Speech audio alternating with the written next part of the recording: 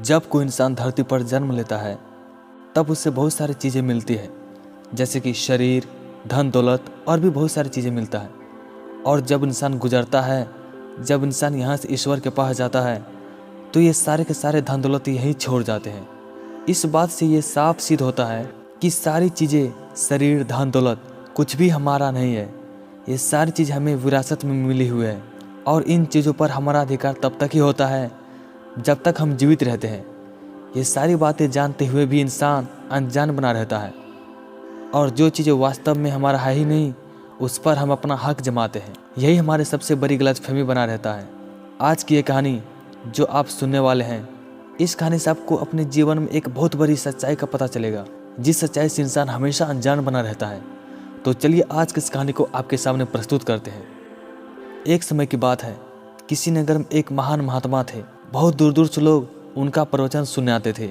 एक बार वो महाराज किसी गांव में प्रवचन देने गए थे। जब उस महात्मा का प्रवचन समाप्त हुआ तो सभी लोग, जितने भी लोग वहां पर आए हुए थे, सभी लोग अपने अपने घर वापस जाने लगे। लेकिन उस प्रवचन में एक व्यक्ति ऐसा था जिसने प्रवचन में महात्मा जी की बातों को ध्यानपूर्वक सुना था। जब सभी श्रोता महात्मा का प्रवचन सुनकर चले गए तो वो व्यक्ति महात्मा के पास आया और महात्मा से बोला, महात्मा जी, मैंने आपके इस प्रवचन को बहुत ही बड़े ध्यान से सुना है। आपके प्रवचन को सुनकर मुझे आपके बातों पर कुछ संदेह है। आपने प्रवचन में सबको यही कहा कि संसार में कोई किसी का नहीं है, लेकिन मुझे तो मेरे बच्चे बहुत प्यारे हैं और मेरी पत्नी तो पतिव्रत है, मेरे लिए कुछ भी कर सकती है। महात्मा जी ने उस व्यक्ति की बात सुनकर थोड़ा सा मुस्कुराए और बोले, बालक, इस संसार में कोई किसी का नहीं है। महात्मा जी के ऐसा कहने के बावजूद वो व्यक्ति नहीं माना। तो महात्मा जी ने उनसे कहा कि यही पास में आश्रम है मेरा, जहाँ मैं निवास करता हूँ। तू कल से मेरे पास लगातार 15 दिन तक आना।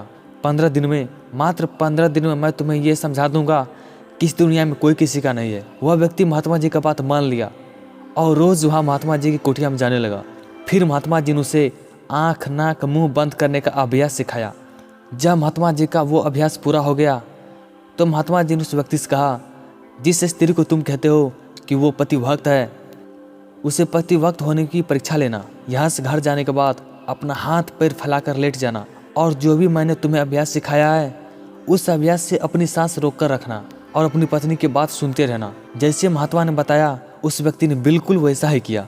जैसे वह व्यक्ति घर जाकर उस अभ्यास की शुरुआत की, वैसे उसके घर में हलचल मच गई। उसके घर पर हकीम, यहाँ तक कि डॉक्टर भी आए, लेकिन सभी ने उसे मृत घोषित कर दिया कि अब हमारे बीच नहीं रहे, ये मर गया है, इसे ले जाओ और इसे अंतिम संस्कार कर दो। यह सुनकर पास पड़ोस के सभी लोग इकट्ठे हुए और इस व्यक्ति को कफन पहनाया। जब अर्थी पूरी तरह से तैयार हो गया और जब उस मृत शरीर को आंगन से निकालने लगे तो उस मृत व्यक्ति के शरीर जकड़े हुए थे, जिसकी वजह से उसका शरीर सीधा नहीं हो रहा था। दरवाजे से शरीर निकालने में बहुत ही ज़्यादा कठिनाई हो रही थी, जिसकी वजह से अर्थी नहीं निकल पा रहा था। तब लोगों ने सोचा कि चलो दरवाज़ा तोड़कर रास्ता बड़ा कर देते हैं। यह सोचकर जैसे ही आस पड़ोस के लोग आगे बढ़ने लगे तभी उसकी पत्नी ने कहा, ठहरो, ये क्या कर रहे हो तुम लोग, ऐसे में तुम्हारा घर टूट जाएगा। उसकी पत्नी के जवाब सुनकर लोगों ने कहा, तो फिर क्या करें, हम इससे बाहर कैसे निकालें।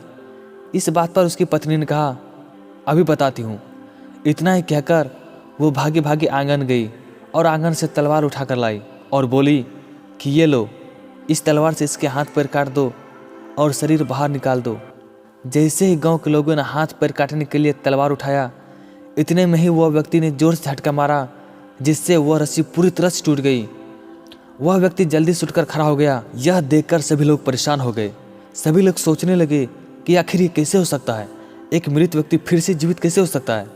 जैसे वह व्यक्ति उठकर खड़ा हुआ और भागे भागे महात्मा जी के पास आया और महात्मा जी से कहा, महाराज, अगर मैंने एक भी सेकंड और भी देर की होती तो आज मेरे हाथ पैर कट गए होते महाराज, और आज मैं आपके सामने जीवित नहीं रहता। आपकी बात बिल्कुल सत्य है महाराज, वाकई यह दुनिया में कोई किसी का नहीं है।